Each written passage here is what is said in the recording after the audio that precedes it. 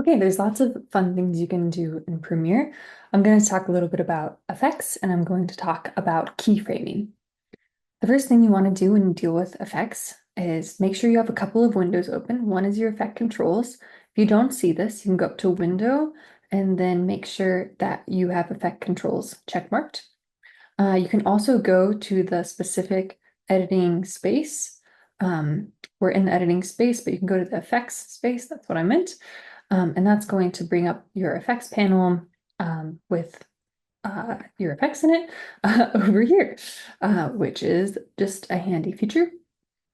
Okay, so we're going to talk about keyframing first. We talked about this a little bit, and this is the same thing we do with audio. So we place one of our little diamond keyframes at one point, and then another one at another point, like we've talked about, placing one at different areas. We're just marking two places in time and creating a line between the two, between like one value and another value.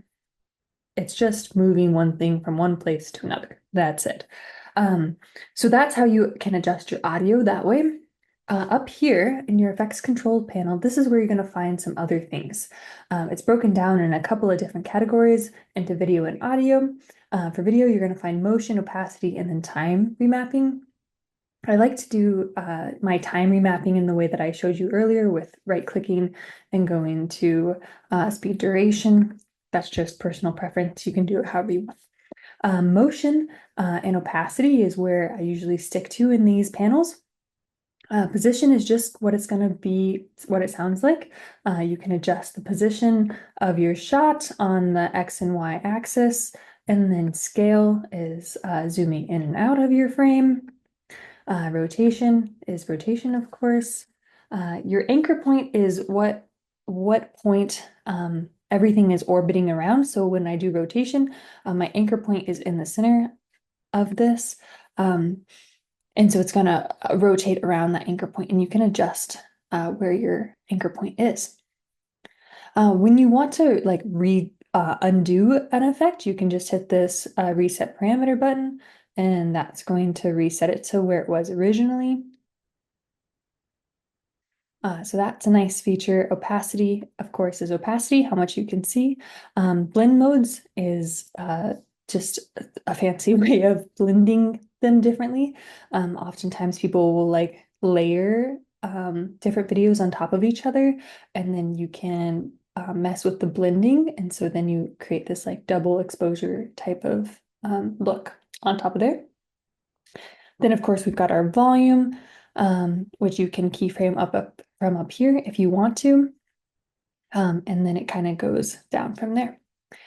Okay, so if you want to create an animation, it works just like how you do your audio.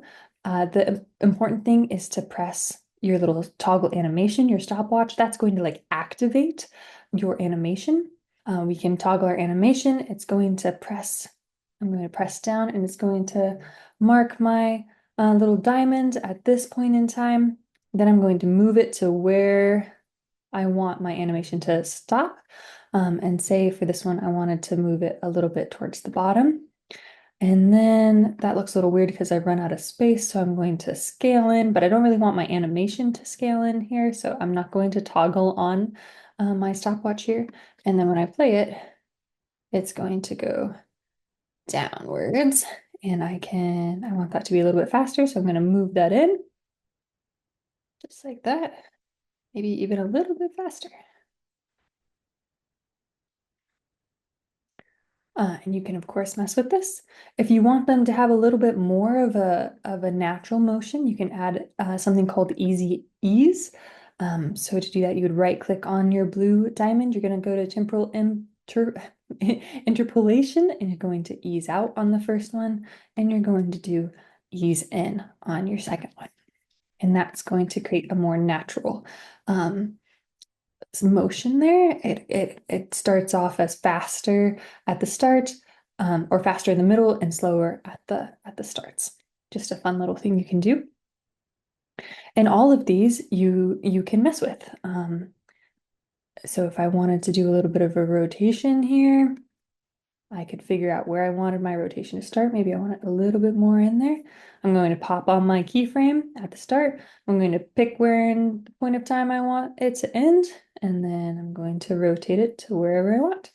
And then you can do all sorts of fun stuff. It's a little bit too cropped in right there. Yeah, and you can do this with whatever you want.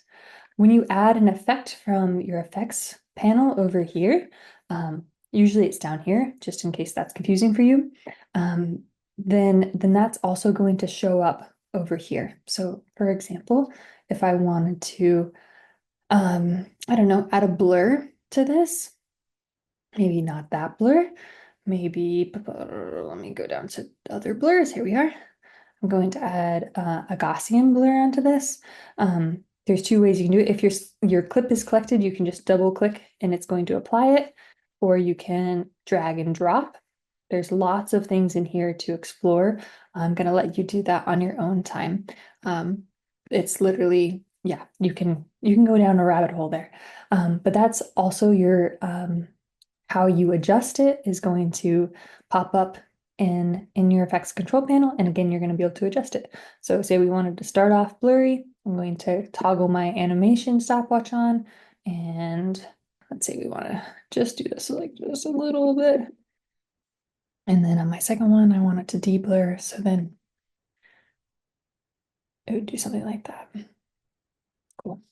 Okay, so if I wanted to then, say I wanted to create a color to go on top, this rectangle tool is one you can use. If you just want like a full page color, you can go down to your little new item and you can do a color matte and enter in uh, color matte, and then that's going to arrive in your little like footage bin. If you want to be really organized, you can put in your assets. So then you have your color matte, and again, you can do all sorts of things to your color matte. If you wanted like a little bit more, I don't know why you'd want this, but you could want it as a look. So that if you want it like a full background, you can do a color matte. You can also create different shapes. So if you wanted a shape, you can go down here to your shape box and you can draw your tool, grab your little selector tool, move it around. And then it's going to pop up here and you can select what color you want, and then you can manipulate it again. So this also comes with all these effects, so you can have it slide in or off. I'm going to mark that position and slide that keyframe, and then say I wanted it to land in the center here. And then boom, we have an animation. You've just animated something. Great. You can also do that with text. You can layer your things. If you want to add text, just like click off of the one or else it'll add it to the same layer, which is like totally fine. It's just a little bit harder to work with. Add another layer here. Great. And if I want to change my font, I'm just going to highlight it, go to my text over here, and type in the font I want. Nope, come on, Kate. Great. And I want it maybe to be like a peachy color. Great. And then I can adjust my scale.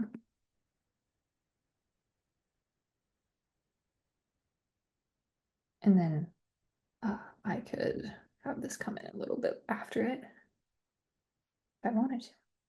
And you can do whatever you want. The beauty of filmmaking. Okay, great. I'm going to teach you one other thing, which is masking. So say I wanted my letters to come in as if they were on a typewriter after I had made it. I can do that by creating a mask layer. And the way that you do that is you select the layer that you want. So I have my text here. I don't want that though. I want my controls. And I'm gonna go over here to where it has these little boxes up here, and I'm gonna grab one. And that's going to create a mask. And so now anything in my mask is going to show up. So I'm gonna just widen my mask a little bit. And then I can create a mask path. So this is where I want it to end, right here. So I'm going to go ahead and click mask path. And then I'm going to grab my mask again here. And I'm going to back up my playhead, create another timeline or another keyframe. And then I'm going to drag it that way. And now the mask is going to go across and reveal the text.